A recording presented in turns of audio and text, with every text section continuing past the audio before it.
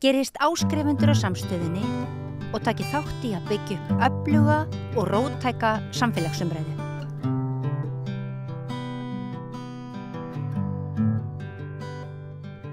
Við ætlum að ræða aðeins svona ríkisrekstur og tilefnið náttúrulega að ríkisstjórnin létu boð út ganga, óskaði eftir því að almenningur, stofnanir, fyrirbrigði, félög, alls konar kæmu með tillögur hagræðingu og sparnað og það voru gríðarleg svör við þessu, 4.000 erindi sendin í samráðsgáttina.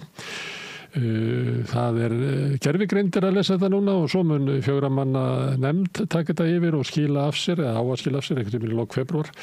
En við við Rauðaborðið ákváðum að nota tækifærið svolítið og ræða svolítið ríkisreksturinn, hvort það megi hagræða og spara í honum, hvað ríkið eigi að sjá og það eitthvað af því sem ríkið að gera sem að má sleppa, hefur orðið ykkur ofvöxtur í svona yfirstjórnin eða hvað sem Í gær byrjuðum við og þá fengum við það sem ég kallaði fulltrúa auðvaldsins. Það komu hérna Björn Brynjólfur Björnsson sem framkvæmdastjóri Viðskiptaráðs og Ólafur Steffensen sem framkvæmdastjóri félags atvinnurekenda. Bæði þessi félög hafa lagt inn tillögur, ég held að það hafi verið 60 sem hafa komið frá Viðskiptaráði og 16 frá félagi atvinnurekenda og ég ræddi svolítið við þá þetta. Það sem var sérstakt svolítið í því spjalli var að þeir lögðu mikla áherslu á að breyta lögum opinbera starfsmenn og þannig að það mætti vera auðveldara að reka opinbera starfsmenn sem það var alveg sama hvað ég reyndi að fá þá til þess að tala eitthvað annað. Samtalið leiddist alltaf út í þetta. Og það vil svo til að ég hafði bókað hérna fulltrúa opinbera starfsmanna hérna til þess að tala ríkisreksturinn og hvort það sé hægt að spara og hagræða í honum og hingað eru þau komin til mín Sonja Þorbergsdóttir sem formaður BSRB og Vilhjálmur Hilmarsson sem hagfræðingur varst hjá BHM en nú heitir það hjá Visku, ekki? Hérna ég baði ykkur að hlusta á þetta spjall þeirra félaga áður það kæmi hingað. Það því að ég var í svolítið svona vandræði með þetta, ég veit ekki hvort það hefur heyrt það, ég var svona að reyna að fá þá til þess að ekki eitthvað sem að mætti stefna á í að fara betur með almannafé sem svona breiðsátt það en þeir voru svona helst á því að þetta væri tækifæri ríkisstjórnina núna til þess að fara raunverulega í það að brjóta niður réttindi opinberra starfsmanna. Það var eiginlega grundvöllur af því að vera hægt að ná fram einhverju sparnaði. Þetta ekki músík í þínum eyrum, Sonja? Nei, og ég meina ef við förum aðeins aftur í tíman að þá þetta lagði Viðskiptar fram sínar áherslur eða tillögur í aðdraganda kosninga og þessi umsögn og þessi málflutningu þeirra núna auðvitað byggir á þeim grunni og við bendum á það þá og við verðum að reyna að benda á það áfram að í fyrsta lagi eru forsendunar fyrir útreikninga ekki réttar, svo það sem hefur komið fram í viðtölum þeir eru að halda í fram að það sé ekki hægt að fara í skipulagsbreytingar eða sameining á stofnunum nema að breyta reglum varðandi uppsagnir opinberra starfsmanna, það líka bara lögfræðilega rangt. Mér svona eitt að taka, þú veist, og þú ert með pólitíska áherslu og þú ert í einhverju hagsmunabaráttu fyrir mjög þrönga sérhagsmuni, reyndar, svo við komum því að, en þú veist, viljum við ekki allavega vera í samfélagslegri umræðu þar sem að við erum ekki að fara að rífast forsendurnar, því þessar eru bara hreinur og beinar, hvernig þú mælir almennt hlutina, hvað þú ber saman eða hvort að standi skoðun, nálgunin þín á útreikninga og sömuleiðis einhver svona lögfræðilega atriði sem bara engin ágreiningur En það, ég meina málflutningur er þá svo sami, en sko í grunninn ef við líka bara veltum því aðeins fyrir okkur af því að það hefur verið þessi ofur áhersla þeirra á eitthvað sem að tengist sko málum opinbers starfsfólks að þá eru sko launin hjá ríkisstarfsmönnum eru 50% af útgjöldum ríkisins. En það líka 50% af útgjöldum ríkisins sem eru vörur og þjónusta. Og við þekkjum það öll að matakarfan okkar hefur hækkað og það auðvitað sama fyrir þá sem eru að kaupa vörur og þjónusta af einkaaðilum hjá ríkinu en það svo sem engar tillögur úr þeirra ranni hvernig með lækka vöruverði að spara með þeim hætti. Ólafur Steffensen var með tillögu að styrkja útboð þegar ríkið að kaupa vöru og þjónustu. að vera með það, hann var með það og lagði meira sér til að efla samkynnseftirliti til þess að fylgjast með því að þessu er framfylgt. Já, við erum þá sammála það þarf að efla samkynnseftirliti. Ég held að það sé svona náttúrulega stöðugt verkefni að efla reglur varðandi útboðið eða svona hvernig það er framkvæmt. Og held að það verði bara viðvarandi verkefni áfram. En einmitt, þú veist, ef maður horfir á hvað er það sem skiptir langmestu máli í þessu, eða bara einfallega við spyrjum okkur af hverju erum við að ræða það að þurfa að fara í hagræðingu hjá ríkinu og flestir eru þetta að ræða þetta út frá vaxtastiginu, út frá því að útgjaldi ríkisins hafa áhrif á verðbólguna. Ég meina við höfum bent á það að það þurfi aukna tekjuöflun til þess að ríki geti staðið undir þeirri þjónustu að veita. Drengina sem voru hér í gær, þeir sögðu að það var hægt að spara upp í það meiri sig til þess að fjármagna kosningalofur Flokksfólksins. Já, en eins og þeir komu samt líka inn á í þessu viðtali að þá eru allavega hjá viðskiptaráði eru tillögurnar til þess að minnka umsvif ríkisins. Það er ekki til þess að fara meiri í almannatryggingar eða einhver álíka velferðarverkefni. En ef ég hefði mátt velja, þá hefði ég kosið að eftir allan annan tíma þar sem við erum með heimsfaraldurinn og svo er efnahagslægðið þar á eftir og við erum líka mörg bara mjög minnu áhrifana sem að efnahagskreppan 2008 eða efnahagshrunið 2008 hafði á okkur og okkur sem samfélag, þar sem að Ísland var út í þeirri stöðu að það gat ekki fengið lán til þess að standa undir sínu, en niðurskurðurinn var svo harkalegur að það auðvitað hefur haft þær afleiðingar að það eru aukin útgjöld í dag, bara út frá þunglyndi, kvíða, alls konar heilbrigðisþjónustu og svo framvegis.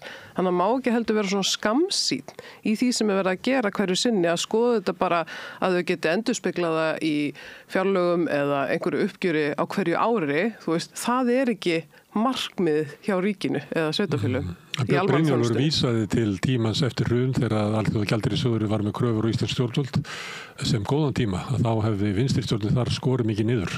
Já, það er jákvæmt. Þú telur að við sem að súpa seiðið ennþá af þeim tíma. Það eru fjölmargar rannsóknir sem sýna okkur það. Má ég aðeins áður í ég spyr Vilhjálm út í starfsmennina því ég heyrið að það er eins og þú sett bara þið finnst þetta ekki gott fyrsta skref hjá ríkisstjórninni. Nei.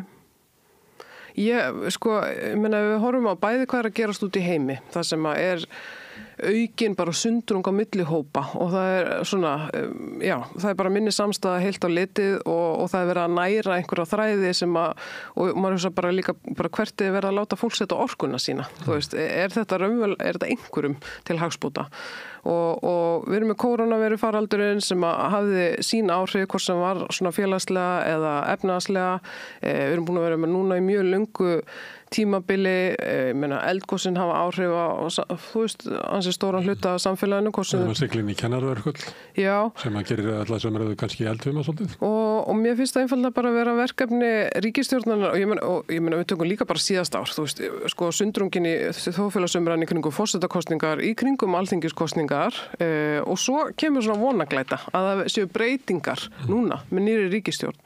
Og þá hefði mér fundist að þau hefði mátt hamra það og reyna að byggja undir það sem sameinar okkur sem þjóð af því það er gríðarleg þörf á því. En heldur að sé ekki möguleiki að ná svona góðri samstöðum að fara betur með opinbert fé og ég meina flestir sem að eiga í einhverjum samskiptum við ríkið svona hafa svona tilfinningunni að sund má gera betur. Jú, og bara sjálfsagt og eðlilegt verkefni og á að vera viðvarandi. En þá ekki kannski að þurfa eitthvað þjóðarátaki því. Svona ríkið okkar og svona, það er ég hef stundum haldið fram að ef þú færir til Skandinavíu þá eru svona meiri tilfinningunum að þetta sé ríkið okkar heldur en á Íslandi að þetta sé við séum einhvern veginn þólendur ríkisins frekar heldur en svona eigendur og þáttakendur. Já, en ef þú heldur að þessi umræða geti ekki leitt til. Já, mér finnst þetta bara öfur enda að byrja á því að við vísa í Marjonu Mazzucato, hagfræðing sem við nú oft talaðum hérna við Rauðaborðið að þá á að vera raunverulega ríkið á að móta sér stefnu og síðan að finna leiðina af því að komast að þessu markmiðu sem það ætla sér. Þannig að fyrst er þetta, ég meina hverju eru langstærstu málaflokkarnir sem að ríki vinnur að, þú veist, velferðarmálin, heilbrigðisþjónustan, menntamálin, innanríkismál, menningamál, þú veist, þá finnst mér, eigum við ekki að tala okkur saman um það, hvernig viljum við hafa þessa risastóru málaflokka sem að snert okkur öll með einum öðrum hætti og svo kemur þá hitt. Hvernig ætlaðu að forgangsraða? Þú ert ekki hægri manneskja, þær tala stundum að það sé bara markmiði sjálfur sér að spara, skera niður, lækka skatta. Þá rísu upp gott samfélag. Ég held að það sé bara úrelt hagfræði. Vilhjálmur, af því að þeir lögðu svo mikla áherslu á og sögðu eiginlega, það væri eiginlega tómt mál að fara að tala einhverja hagræðingu eða sparnað í ríkisrekstri nema að það væri hægt að brjóta niður réttindi opinberra starfsmanna sem að þeir hafa umfram fólk á almennu vinnumarkaði. Þetta það sem þjóðir eru að gera út öll lönd. Þetta það markmið allra ríkisstjórna í Evrópu þegar að koma, svo ég er að endur óma það sem þeir sögðu. Þetta rétt við það? Sko ég var bara að byrja að benda það sem Sonja sagði hérna í byrjun sko að það er bara 15 rekstrarútgjöldum ríkisins laun. En það virðist vera 95% af hugmyndunum sem að Hús atvinnulífsins fær þegar kemur að hagræðingu ríkisrekstri. Þess þetta er ekki svona. Vissulega má örugglega á einhverjum stöðum gera betur í starfsmannahaldi og stjórnun hjá opinberum aðilum sem og almennamarkanum. En stóru tækifærin eru ekki þarna. Hvað varðar annað sem við nefndu í gær, bara varandi hagræðinguna. Sko ég held að sé besta mál að hagræða að fara betur með féð innan núverandi kerfis en það þýðir ekki endilega niðurskurður. Sko við spurðum og fengum svör frá 500 sérfræðingum hjá ríkinu þessi áfram ríkisstjórnarinnar. 90% segja já, við erum hlynnt að tækifæri til þess að auka hagkvæmni séu nýtt og 90% sá líka einhvers konar hagræðingatækifæri en þau eru að mestuleyti í kaupum á þjónustu, þau eru í að það er verið að leigja en ekki eiga, það er ekki eftirlit með Það er bara stefna fráfarið ríkisstjórnar að ríkisstofnunir eigi að leigja frekar en eiga gerði þetta með skattinn og hafi gert þetta með mörg fyrirtæki. Og það er tæknivæðingin, það er bent á það að við getum ekkert flúið framleiðinaukninguna og tæknivæðinguna og þá eftir að innleiðina þessu opinbera markunum fara betur með fé. En það sem ég sitt aldrei í þessari könnun okkar líka bara hvað er mikill vannýttur mannauður hjá starfsfólki ríkisins sem hefur ekki verið spurt, sem fær frá hverju einustu ríkisstjórn ykkur orður flata niðurskurð án þess að kerfið sé skoðið í samhengi, án þess að þessi hort á heildarsýn eins og Sonja nefndi. Þannig ég segi sko starfsfólki ríkisins þykir jafn vænt ríkisrekstur ef ekki meira heldur eins og öllum öðrum. Það þarf líka bara að tala við þau, horfa á kerfið í samhengi og svo er annað. Það þarf líka bara að hafa réttar forsendur upp á borðum. Það er bara þannig að norræn velferðarsamfélög verja cirka 40% af landsframleiðslunni í félagsvendina, í opinber kerfi og svo framvegis. Þetta er tala sem að mun haldast og jafnvel aukast yfir tíma með öldrun þjóðar og öllum þeim áskonum sem eru framöndan. Hagræðing fara betur með fé í núinu getur verið eitt af þessu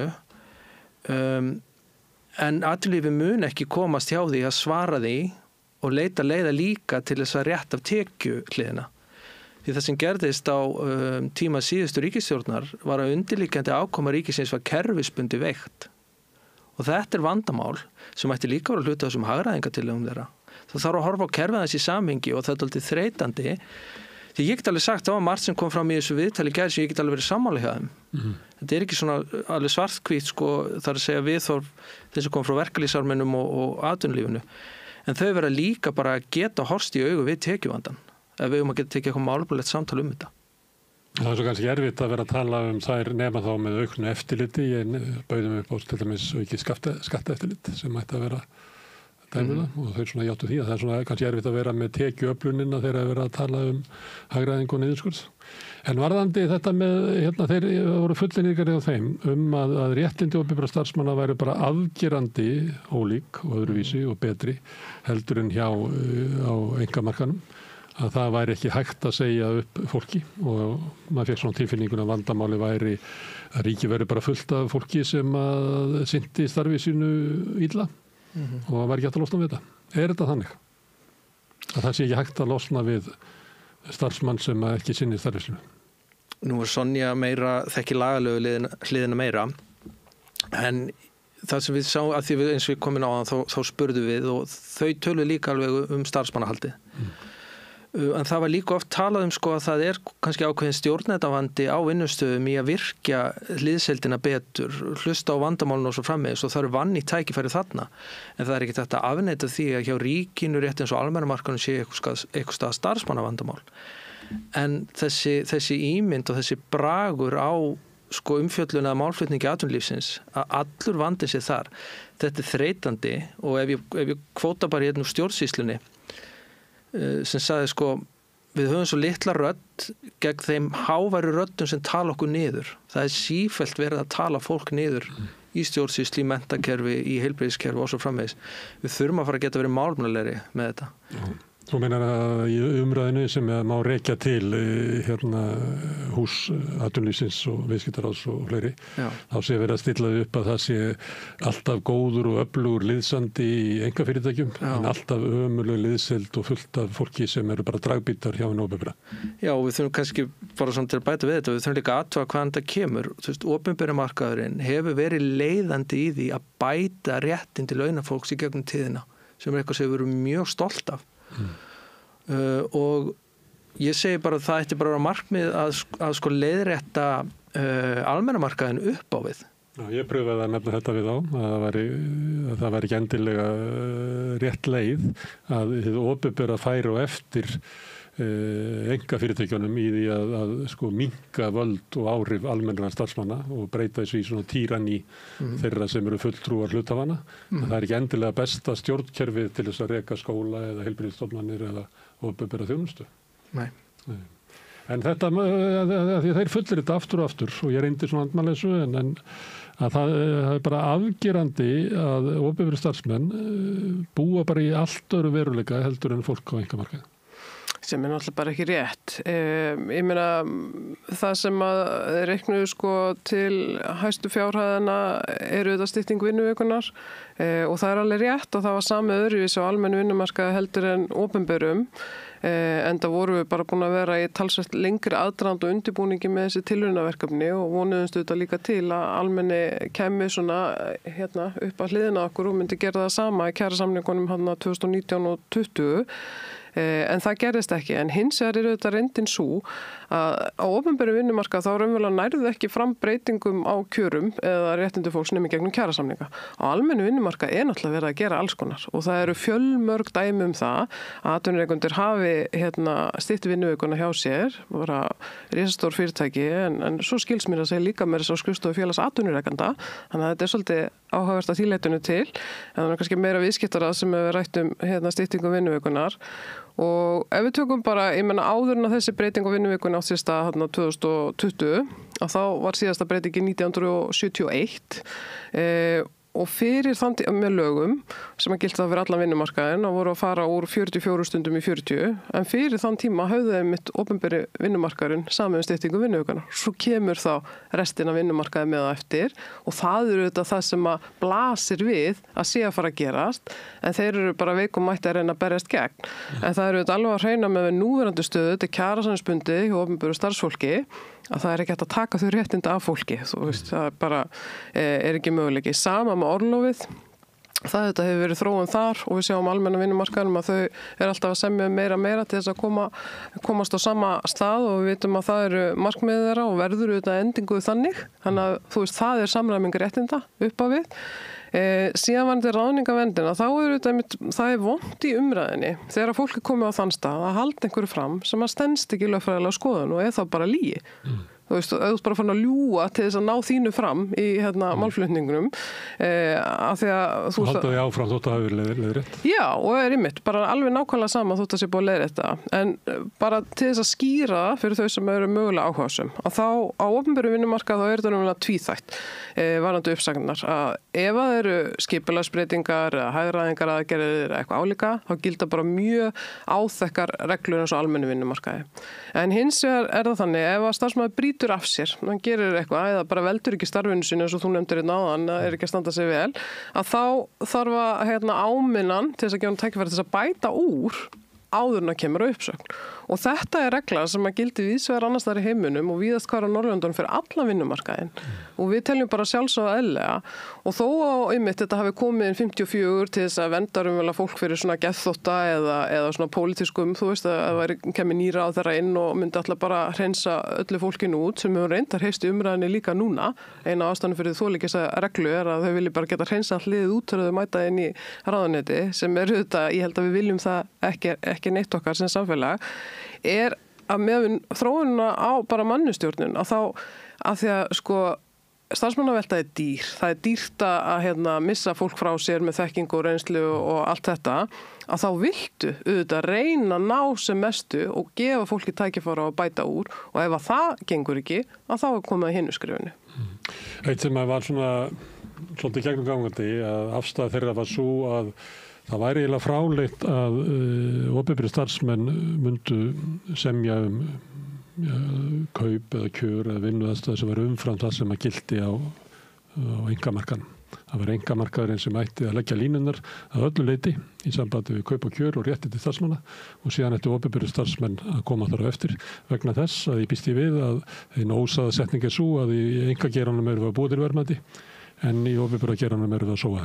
Já, en þarna þau náttúrulega raunverulega bara að reyna að búa sér til eitthvað rökstuðning til þess að geta sagt að þau eiga að stýra því hvernig réttindi launafólks á almennum opinberum vinnumarkaði og það auðvitað ekki skipulagið sem við búum við í dag. Það eru gerðir kjarasamningar og eins og við nefndum það eru fjölmörg dæmi það að opinberi starfsmenn hafi komið undan samið eitthvað og svo hafi almenni komið eftir en svo það líka á hinn veginn. Þannig að þess vegna samstæðan svo mikilvæg að launafólk sé að standa saman og það sé ekki verið að tvístra hópnum og einhvern veginn að vera að mála upp þá mynd að opinberi starfsmenn séu bara eitthvað blýjantsagandi fólk af því að ég held að við vitum það, ég meina bara út frá áramótasköpinu þegar fólk þorir ekki að bráðamóttökuna því að það vill einhvern veginn hlífa starfsfólkinu við komu sinni, menntakerfinu, bara hvar sem í velferðarkerfinu og svo þá þegar maður búin að fara yfir þessa ræðu og fólk sagði, já, ég ekki að tala heilbrigðisþjónustu þegar fólk í líkamlegum störfum eða nánum persónulegum samskiptum. Ég hef aldrei hitt manneski sem vinnir í ráðuneyti og eins og kemur fram í ykkar könnunum og öðrum rannsóknum að það bara mjög mikið álag fólki sem vinnur þessi hefðbundnu skrifstofustörf innan stjórnsýslunar hvaða bakgrunn sem það með eða menntun sem það með. Af því að við erum fámenn þjóð og við erum alltaf fá að sinna öllum þessum verkefnum. Eitt sem við vorum að reyna að fá þá til þess að tala eitthvað sem að ég held að veri kannski breiðari samstæðum og eitt af því sem ég tók svona þáttið í að tala okkur niður á að það hefði orðið svona meiri vöxtur í eitthvað sem við getum kallað svona stjórnsýslu eða yfirlægi opinberra þjónustu að það væri, og ég hef heyrt kennara tala þetta, að það sé meiri vöxtur á einhverju svona sem á að sjá eitthvað í staðin fyrir þá sem eru bara í framlínunni inn í kennslustofunni. Við heyrum þetta mjög mikið úr heilbrigðiskerfinu sem að upplifa það að sé alltaf fleiri og fleiri að segja þeim hvað þið að gera og þeir kannist við að læknarnir að segja ég er að byrja að eyða 3/4 af tímanum mínum að svara einhverjum á skrifstofunni og öðru slíku. Getið þið tekið undir þetta? Ég teka fram að ég tók þátt í þessu með þeim á þess að hafa svona meira en bara svona einhverja tilfinningu fyrir þessu. Á ég að byrja? Já, ég sé bara svipuna. Hann náttúrulega fullur við sérfræðingar. Hann frekar í efri laginu. Já. En nei, ég meina hlutverk stjórnsýslunar eins og út frá þessu, maður bara reyna orðið þetta var bara svona mjög stuttan og hnitmiðan hátt. Eru þetta að vera up to date í nýjustu stöðu þekkingar, að vera í rannsóknum, að vera í greiningu, að vera að móta skipulagið á þessum kerfum og styðja við stofnæðunar undir. Það virkar ekki alltaf þannig. Ég bara að reyna að vinna Sonja, en ég bara að byrja að eyða allt miklum tími að svara einhverju þess að þú ert að reyna að standast einhverjum nútíma kröfur okkur fleira. Ég bara kemst ekki að sjúklingunum fyrir þessu. Já, ef þú tekur heilbrigðiskerfið, af því það var nú einhvern tímann tekið að það voru eiginlega flestum svona millistjórnundum sagt upp á Landspítalanum. En vandamáli að eins og á Landspítalanum að þar ertu með einhverja stjórnendur sem eru með 200-300 manns undir sér sem eru bara mörg áskildi í vinnu og allt þetta fólk bara að brenna út og svo bara kemur næsti og veltan gríðarleg. Þannig að þarna dæmum peningasóun að það er ekki búið að strúktúra þetta nógu vel til þess að þetta gangi upp. Þannig að já, væntanlega það ástæðan fyrir kvörtunum að því að fólk finnur ekki fyrir að það sé eitthvað alvöru skipulag á verkefnunum og það eiginlega mikilvægast að til þess að upplifir ekki álag í vinnunni er að þú viti skýrt hver verkefniðin eru, hver forgangsröðunin þegar þú nærði ekki að fara yfir allt og svo framvegis. Og sjáum við tilgang í því sem þú ert að gera. Já, sjáum tilgang í því sem þú ert að gera. Tilgang í öllum þessum rapporti sem þú ert að senda. Já, en það hljóta að vera... hjá ykkur eða ekki, þannig við erum meiri í yfirlæginu. Jú, ég held samt það sem hún lýsir rígur á milli stjætta eða milli laga innan fyrirtækja er bara sögulega séð hefur alltaf verið. En þetta er bara eins og Sonja kemur inn á með forgangsröðunina og mörguleiti skipulagsleysis. En má ég aðeins skjóta inn að þú segir það. Vandinn er sá, hvort sem er einkafyrirtæki eða í opinbera, að þeir sem taka ákvörðun stefnu fyrirtækisins er í efri laginu. Og ég geti örgulega tekið dæmi af einkafyrirtæki þess að forstjóragangurinn bara lengist alltaf. Hann komið með aðstoðamann og hann komið með fjármálastjóra og hann komið með starfsmannastjóra og það lengist alltaf það sem hann satt kannski bara einn með einkaritara fyrir 30 árum eru bara komnir 80 manns. Já, en það kannski aðeins verið að gefa sér að þessi lög sé eitthvað sem sé ekki verðmætisskapandi fyrir starfsemina. Ef allt í lagi og ef reksturinn góðu, hvort sem almennum og opinberum vinnumarkaði, þá vinnur þessi heild saman. Vissulega þarf örugglega til lengri tíma að taka samtal það hvernig stofnanir virka versus að sinna kjarnaverkefnum versus stuðningsverkefnum. En það hluti af þessari langtíma stefnumótun sem þarf að ræða og hefur ekki verið rætt innan margra stofnana, milli stofnana og svo eru ráðuneyt og stofnanir ekki að fá nógu gott samtal við stjórnvöld þetta mál. En þessi almenna neikvæðni sem frá það sem við getum kallað fólki á gólfinu og fólki efrulögum eitthvað sem hefur bara alltaf verið. Já. Og endurspegla kannski ekki alveg störfin eða réttmætt. Það hefur verið talað niðurskurð og hagræðingu sem elstu menn muna og kannski með vaxandi þunga á þessari öld. Ég held að sé ekkert endilega bundið við, ég held að verið byrjað að tala um þetta fyrir hrun. Og þá oft svona flatur niðurskurður, 2% á ári og svo gefur næsta ára og aftur 2% og svo áfram. Nú eru þið í verkefnisfélögum fólk sem að vinnur innan þessa kerfis. Hver svona reynsla ykkar af hagræðingar kröfum og sparnar kröfum undanfarin ára? Það náttúrulega ekkert farið úr líkamsminni hjá fólki niðurskurðurinn sem var í kringum 2008 eða í kjölfarið og mörg sem benda á að skila þessar aldrei tilbaka. Þau fóru aldrei aftur á svona sambarilega mönnun eða fjölda starfsfólk sem að sinna verkefnum eins og var fyrir þann tíma, fyrir utan það að verkefnin eru í mörgum geirum bara miklu flóknari og þyngri. Þú ert bara með fjölþættari vanda, þú ert með öldrun þjóðar í heilbrigðiskerfinu, þú ert með skóla án aðgreiningar í menntakerfinu og þetta líka liður í því sem þarf alltaf að vera, sem hluta stjórnunni, að uppdata sig, að vera vissum. Eru við með fólk sem að getur átt við bara ný og breytt verkefni og hefur þekkingu til þess hverju sinni. Þannig að ég held í þessum það þetta heildarsamhengi sem verður einhvern veginn að taka inn í þetta. Þetta kannski tvennt að því að þú talar hann eftir hrun að þá kom svolítið högg og þá var við erum að bjarga þjóðinni frá gjaldþroti. Nú þurfum við öll að hlaupa eins hraðar og svo liðu árin og við erum ennþá að hlaupa hraðar og það gekk aldrei tilbaka þótt að efnaður þjóðarinnar hafi reistið við og efnastaða ríkissjóðs hafi lagast að þá ennþá fólk sem upplifir það að ég bara hlaupa hraðar sem átti bara að gera tímabundið. En hins vegar þetta sem að þessi svona 2% samdráttur eða cirka flati niðurskurður á hverju einasta ári. Ég bara velta fyrir hvort að þið hafi gefið ykkur innsýn inn og hverju svona reynslan af því. Af því að mér heyrðist þú vera í lokin að tala um að það þurfi kannski bara að endurskoða eða meta það hvernig við ætlum að hafa þjónustun eitthvað fleira. Þegar eina krafan frá yfirboðurunum bara 2% niðurskurður. Það ekki alveg andrúmi til þess að stokka upp og skoða og nýta það betur þú ætti bara að svara þessu. Þetta virðist vera rosa oft við heyrum á ráðuneytunum einhvers konar pólitísk dyggðaskreiting sem gripið til árlega, tala sett sem sagt niðurskurða hagræðingarkrafa á stofnanirnar. Það kannski búið að undirbúa framfylgja einhverju lögbundnum verkefnum yfir allt árið, búið að ráða inn fólk og svo framvegis og svo kemur niðurskurðarkrafa. En það ekki slegið að verkefnum á móti. Það nefnilega þannig með ríkisstofnanirnar og ráðuneytin að mjög mikið af verkefnum ríkisins eru lögbundin. Og þú veist, sín ríkisstjórnarinnar á fjármagnsstofnunar að vera að fara saman við það og forgangsröðun fara betur með í innkaupum, bæta samkeppniseftirlit og fleiri hluti sem voru nefndir í gær. Tæknivæðing, það allt sem að heilt yfir starfsfólk ríkisins sammála, en það þarf að hlusta á raddirnar og kannski hverfa frá þessu íslenska þjóðarmeini sem svona bara dálítið þetta reddast. Í rauninni það alltaf verið að bæta utan á kerfið á þess að skoða heildina og heildamarkmiðin. Og það náttúrulega langflestar stofnanirnar einhvern veginn búin að búa við þetta öll þessi ár, einhvern veginn búin að fara svo nálægt inn að beini að þau veit ekki, þú veist, hvernig lengra hægt að komast og eins og Vilhjálmur nefnir, svo verkefni kannski bara að fjölga en það kemur ekkit inn í staðinn. En sko, mér finnst einhvern veginn, og mér finnst þetta hluta því að við sem að byrja á öfugum enda.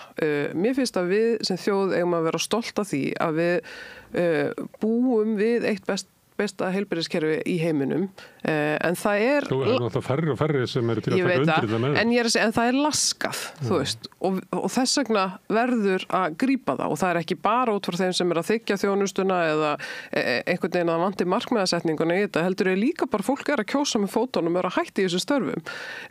Og sömuleiðis núna, ég meina að það er svolítið ögustund bara þegar kemur að menntakerfinu, kennarar eru búin að vera að hrópa eftir til lengri tíma, það er ekki nægur stuðningur við það í störfum sínum og rannsóknir mynda benda á að það er ekki stuðningu við kennaran inn í skólastofunni, það er ekki stuðningu við skólastjóran og það er ofta ekki til nægileg þekking hjá sveitarfélögunum til þess að vera að sinna þessu. Þú veist þannig að það er margt þarna sem að... Og ekki fjármagn til þess að framfylgja þeirri stefnu sem er búið að samþykkja eins og skólana aðgreiningar. Fylgdi því ekki fjármagn? Nákvæmlega.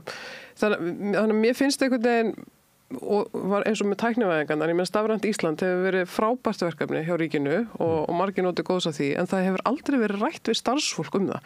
Þú veist, það vantar þetta að fara niður í fólk sem er raunverulega að sinna verkefnum daglega og brennu fyrir þeim og kann þetta aftur og baka áfram og sér tækifærin og fara í samtal það, hvað getum við gert og hvernig við forgangsraða þessu og hvað er mikilvægast og þannig spara líka pening. Nei, Stafrænt Ísland er verkefni sem var inn í fjármálundinu og það var mikið í svona útvistunar þess að það var ekki unnið inn í stofnununum. Og ég eins og margir þá hefur maður reykið sig á það sem þetta skarast svona á mjög sérstakann hátt. Það var andið 2% niðurskurði, ég var að svona leika mér að því að það eru meira en 15 ár frá hruni, að á 15 árum að þá er þetta þá samdráttur upp á svona 24%. Ef þú ert bara lifir alltaf undir þessu og þá er það þannig að þetta hækkar þá samt verðlagi og svo kemur niðurskurða krafa á móti. En þetta virkar, þegar þetta er langvarandi, þá virkar þetta eins og svona stefna sem getur ekki virkað til lengri tíma. Og þar lendi þá er ég líka velta verið með hvort það svona inn í stofnununum og sé þannig að það sé eiginlega ekki hlustað á þetta því að það er ekki hægt að lifa við þetta.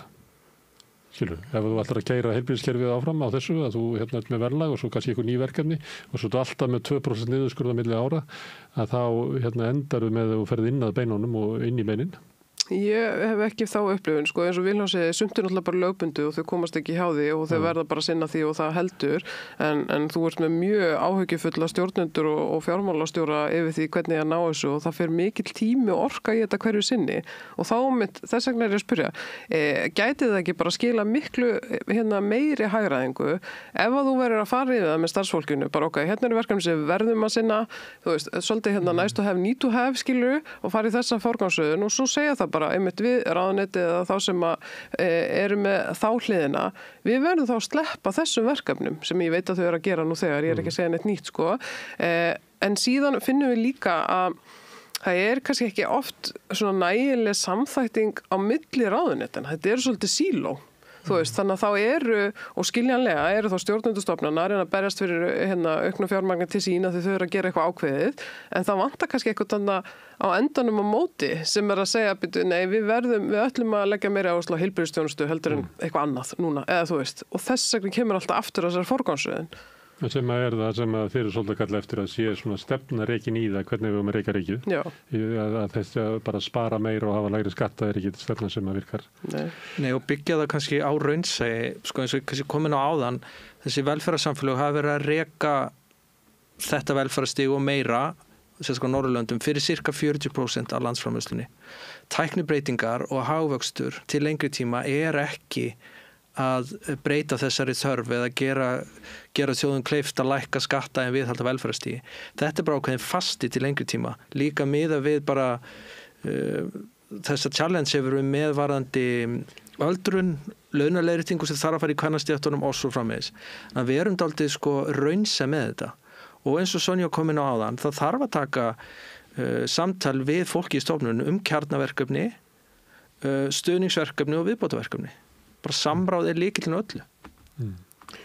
Eitt sem hefur gerst undir þessu kröfum að til dæmis hefur orðið svona útvistun út úr stofnunum.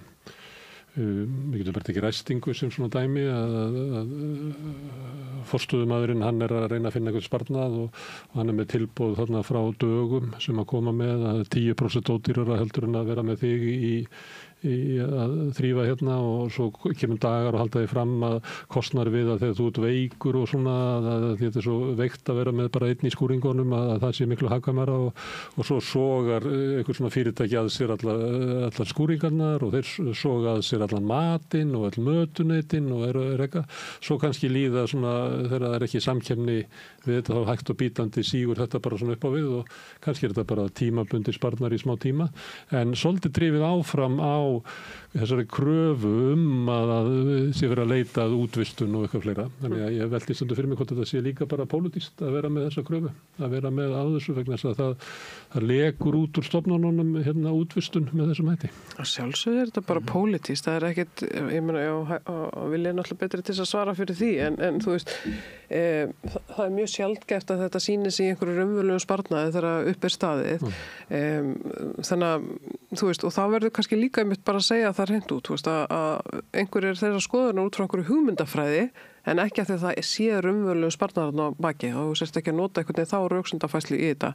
Ég hef aldrei skilið hvernig það getur verið að þú sérst að reka stofnun og það er ein manneskja hjá þér sem að þrífa að þú segir henni upp og kaupir þjónustuna öðrum sem ræður þá sömu mannesku til starfa en það er einhver milliliður samt sem að græða þannig í leiðinni. Þetta er svo fjárstæðukennt og að það sé bara einhvern veginn búið að innprenta í okkur öll að þetta sé bara betri leið til að fara fyrir utan bara hvað þetta er ómanneskilegt. Já, þetta er niðurbrot þetta er niðurbrot mannfélagsins þetta, því að allt í einu er sá sem að þrífa ekki hluti að starfsmannaheildinu og svona, við erum nú rætt þetta. Herðu, en það er augljóst að margir vilja stökkva inn í þessa umræðu. Má vera að hafi verið mistök hjá ríkisstjórninni að gera þetta svona sínu aðalmáli, en svona þeir fá góða viðtökur, en það stökkva margir inn og vilja nota þetta til þess að hamra á svona pólitísku stefnu sinni, meðal annars sem að felst í því að grafa undan réttindum og opinberra starfsmanna og fleira. Og af því að þau eru að passa upp á einkamarkaðinu þurfi ekki að hækka sér til samræmis. Þetta eru þröngir sérhagsmunir og ég ætla bara að árétta það að í viðskiptaráði að þetta eru ekki beint einhver grasrótarsamtök í stjórn viðskiptaráðs sitja launahæstu forstjórar landsins. Þú veist, þannig að þetta er ekki meiri grasrótartildur en þetta. Það er ekki eins og starfsfólki í fyrirtækjum sem starfa sig hluti af stefnumótuninni, heldur bara mjög þröngur hópur launahæsta fólk landsins sem ætlar að hafa eitthvað það að segja hvernig starfsfólki á ríki og sveitarfélögum hefur það í kjörum sem er að stærstum hluta til kvennastéttir sem eru á lægstu launum hérna á öllum vinnumarkaði. Já. Þetta er andrúmið í umræðinni og við þekkjum það líka eins og við farið hérna yfir að í undanfarin ára þá eru alls konar kröfur sem hafa verið undir þessu flaggi, hagræðing og sparnaður sem að hafa kannski ekki leitt til sparnaðar eða öðru slíkveldur öðrum ástæðum. Og það er hérna, en eftir sem áður, eru þið ekki með eitthvað tillögur að fara betur með almannafé? Er þið bara mótið því? Bara eins og ég kom inn á áðan og er bara staðfest af þeirri könnun sem við gerum hjá Visku. Það þarf að vera miklu meira eftirlit með kaupum og vörum og þjónustu. Það er mikið það okkar fólk segir okkur að það sé ekki verið að leitast eftir lægsta markaðsverði. Já, auka útboð á vöru og þjónustu. Eftirlit líka með framkvæmdum það sé á tíma og innan kostnaðaráætlana þarf að auka verulega. Samkeppniseftirlit almennt á Íslandi fyrir innkaupins opinbera og hag alls almennings væri mjög hagkvæmt.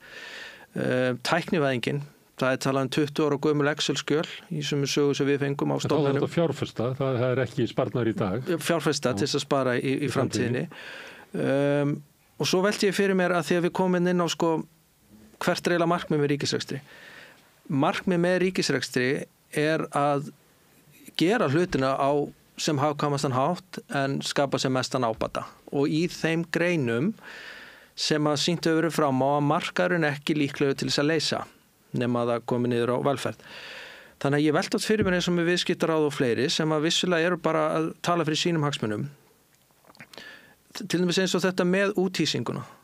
Það er ekki hagstæðara fyrir samfélagið eða fyrir ríkið að úthýsa skúringakonni eða vera sífellt að kaupin verkefni til dæmis í ráðuneytins það sem þekking fyrir innanhús. Þetta markast af pólitískri sýn og þjónkun kannski við einstaka fyrirtæki heldur en heildarhagsmunum atvinnulífsins og verkalýðsfélagana. Þannig að það þarf að minnka úthýsingu. Varandi starfsmannamálin þá bara hafnaði því að það sé einhver major starfsmannavandi hjá ríkinu fremur en á almennamarkanum, en vandinn hins vegar kannski felst í að það vantar samráðið, það vantar samtali milli ráðuneytanna og það vantar kannski bara að rækta upp mannauðinn. Vantar samtali milli ráðuneytanna hvað? Bara þessi sílóhugsun.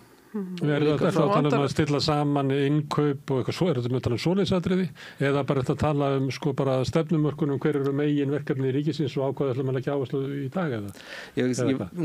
Nefnir stundu skarast þau verkefnin og ég held bæði mitt með tæknilausnir sem verður að horfa á þvert á stofnanir, þú veist, og hvaða ráðuneytið tilheyra og svo framvegis. Þú veist, það er margt svona sem hefur komið fram til margar ára í ábendingum að það er umverulega hægt að spara sér mínútundar eða handtökin ef að það væri skipulagt þvert á stofnanir, þvert á ráðuneyti. En það sem ég var að vísa til áðan er að þú veist, það er kannski bara svolítið hefð fyrir því að ráðuneyti fái svona x í málaflokkana en þú veist, og svo eru þau bara bítast sín á milli, skilur við, þú veist, en kannski það bara að taka heildar forgangsröðun aftur. Til þess að líka stefna einhverju megi markmið sem er grunnurinn að allri hagræðingu. Það sé gert svona ómarkvist. En það er svona ákveðin uggur í ykkur að þessi bolti farin í gang, komið svona væntingar að þarna sé hægt að sækja bara töluvert fé og af reynslunni þá grunar ykkur að það fé verði sótt í það að fækka ykkur starfsmönnum? Ná, ég held sko Þrengja réttindi það? Þú veist, af því að maður finnur það bara líka bara einhvern veginn svo málnotkunin og tilfinningi fyrir hvað hagræðing þýðir er bara mjög ólík. En okkar fólk er bara búa við hagræðingu í öllu sár og blóða niðurskurð þar á undan og stundum inn á milli eftir hvar þau starfa. Þú veist, þannig þau eru alltaf að þessu. Þetta er ekkert nýtt og þetta er eiginlega bara til þess að draga, þú veist, af tíma þeirra yfir í þetta í staðan fyrir bara hvert með markmiði þjónustan. Það er það sem ég er að segja. Þannig að ég held, ef að við viljum breytingar, viljum nýtt Ísland, þú veist, þetta er alltaf vera í einhverja aðra átt, að þá þurfum við að fara líka að breyta nálgunin á umræðina, því þetta er ekki hvetjandi fyrir neitt og þetta er líka bara að leiða til aukunar sundrungar og er bara hundleiðilegt, svo ég segi það bara eins og er.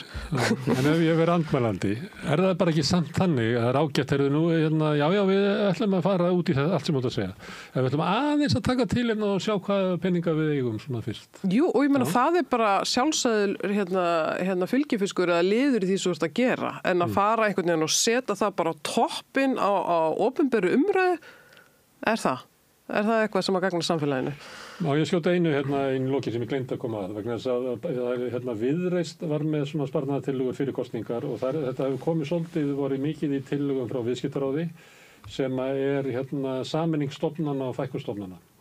Hver er reynsla ykkar fólks af sameiningu stofnana? Ég hef svolítið verið að leika mér af því efast að það fylgist alltaf í því einhver sparnaður hef eftir það sem að maður sagði einhvern veginn við mig í gamla daga að það er allir að tala um samlegðaráhrif, það var engin séðug og að því að það er oft svo mikið talað um þetta fyrirfram en svo þegar upp er staðið og ég man ekki eftir neinni svona könnun á því að sameining einhverja stofnana að væri komið kannski 3 árum seinna og kannað hvað það hefði leitt til.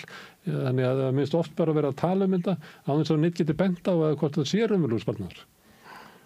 Hafið þið skoðað þetta? Já, við heyrum þetta frá okkar fólki að nýlegt dæmi að 3 stofnanir hafi verið sameinaðar og það eru áfram 10 árum síðar 3 stofnanir undir sama þætti og það var bara því að starfsemin var eðlisólík og markmiðin og svo framvegis. Og ég myndi bara vilja sjá líka bara einhverja úttekt á reynslunni af þessum sameiningum Það er svo náttúrulega, já. Eins og ég menn það kom dæmi eins og með skattinn, þú veist, það var bara gríðarlega góð sameining en ástæðan fyrir að hún heppnaðist vel var af því að það var auðvitað, og það er auðvitað svolítið hreinna, þú veist, með mismunandi stofnanir sem að vinna því sama, þú veist, í tengslu við skatta, en þá búið að fara í gríðarlega góða greiningu, en aðalatriði þessu var, og það svolítið módel sem að við höfum svona verið að reyna að breiða út sem svona góða fyrirmynd, að þá voru haldnir svona þjóðfundastílar fundir með öllu starfsfólki, mjög margir, og þá að vera að spyrja hvernig getum við gert þetta, hvernig getum við aðlað sem best, þú veist, hver verkefni að vera á forgangsröðun á þeim, hvernig getum við gert eitthvað til þess að bæta tæknina eða einhverja svona lausnir sem að flýta fyrir okkur, þú veist, og það stöðugt og endalaust samtal, og við sjáum það eins og stofnun ársins sem að mæla hvernig fólki líður í vinnunni, að þá skatturinn til dæmis alltaf að koma hvað hægst út og fólki líður mjög vel þar. Það allir hissa. Já, en svo eins og Vilhjálmur segir, svo önnur dæmi þar sem að þetta hefur verið meira eitthvað svona bara eins og dregið úr hatti, bara já, mér finnst þess að þessi verkefni heima saman, og svo bara einhvern veginn farið á stað, það engin alvöru greining, það ekki verið að meta, þú veist, hver framtíðarsýnin í þessu eða hver getur langtíma áhrifin verið, og svo heldur ekki, þú veist, það eitt af verkefnum passið saman. En svo þetta, menningin líka, svo að taka tillit til og tekur bara gríðarlegan tíma. Þannig að það mörg dæmi það sem miklu dýrara að fara í svona óundibúnar og já, bara með skort á markmiðasetningu inn í sameiningarstofnunum. Það líka alveg dæmi ótrúlega velheppnaðar sameiningar og við finnum það líka auðvitað okkar fólki að það mjög margir stjórnendur sem að skortir gríðarlega stuðning að þeir kannski frábærir í sinni fagkunnáttu en ekki endilega sem stjórnendur og þetta mjög fámennar stofnanir þannig að því leitun til myndum að segja já, það væri mjög mikil ávinningur í því að það væri betri stuðningur og þjónusta svona í kringum mannauðsmálin en ég held, þú veist, en það samt ekki gott að fara að henda saman bara einhverju stofnunum að því bara. Það líka hægt að vera með svona stuðning við smærri stofnanir. Og kannski bara, við fæ að lokum að bæta við það sem Sonja segir, það sem við höfum ekki nefnt hérna, líka hvatarnir í rekstri stofnanna. Það ráðinn inn duglegur fjármálastjóri í eina tiltekna stofnun sem sér fullt af tækifærum til hagræðingar án þess að skerða grunnþjónustu eða koma niður á starfsumhverfi. Þá ef að viðkomandi skilar miklu afgangi í lok árs, þá neyða því helst í desember. Þú veist, það ekki... Annars verður að tekja á honum bara.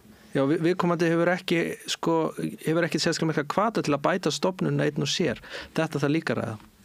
Herru, gaman að fá okkur til þess að tala þessi mikilvægu mál. Við ætlum að halda áfram að ræða ríkisreksturinn og svona hugmyndur sparnað og hagræðingu næstu vikum og kannski fæ ég ykkur svona þegar ég búin að fara eitt hring að koma hingað aftur að tala þá svona þau mál sem að við upplifum að séu raunverulega á dagskrá því að þetta náttúrulega það allt undir núna, leggja niður utanríkisþjónustuna og stykkina til stjórnmálaflokkana og ég veit ekki hvað og hvað sem verið að leggja til, en kannski kemur í ljós svona á næstu vikum í einhverju umræðu við góðan hópa fólki, hvaða mál raunverulega á dagskrá. Takk fyrir að koma hingað. Við höldum áfram við Rauðaborðið að reyna að skilja þetta samfélag sem við lifum í. Næsti kafli eftir augnablik. Allt það besta ókeypis. Hrósaðu náunganum. Það betra. Samstöðin, þar sem manneskjurnar koma saman.